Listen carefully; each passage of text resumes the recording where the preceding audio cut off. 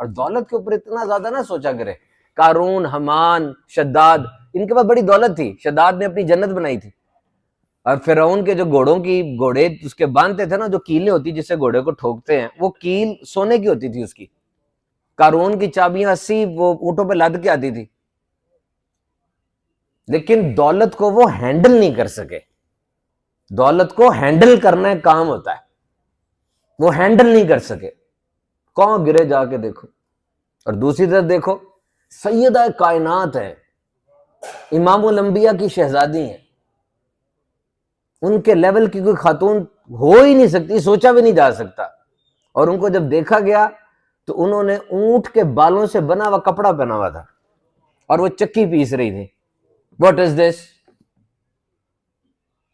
یہ لوگ بہترین ہیں، ان کی پسند بھی بہترین ہے، ان کا ہر کام بہترین ہے، ان کی اداؤں پہ یہ دنیا نے چلنا ہے.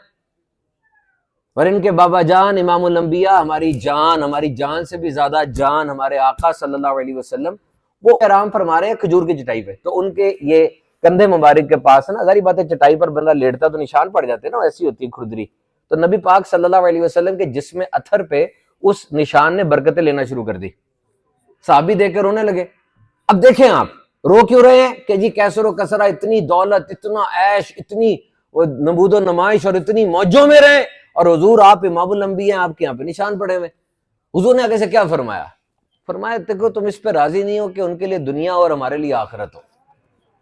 کیا فوکس ہوا؟ What is the focus? آخرت. آخرت. When you will focus the akhirat, you will manage it. It will be very easy for you. It will be very easy for you to live in this world.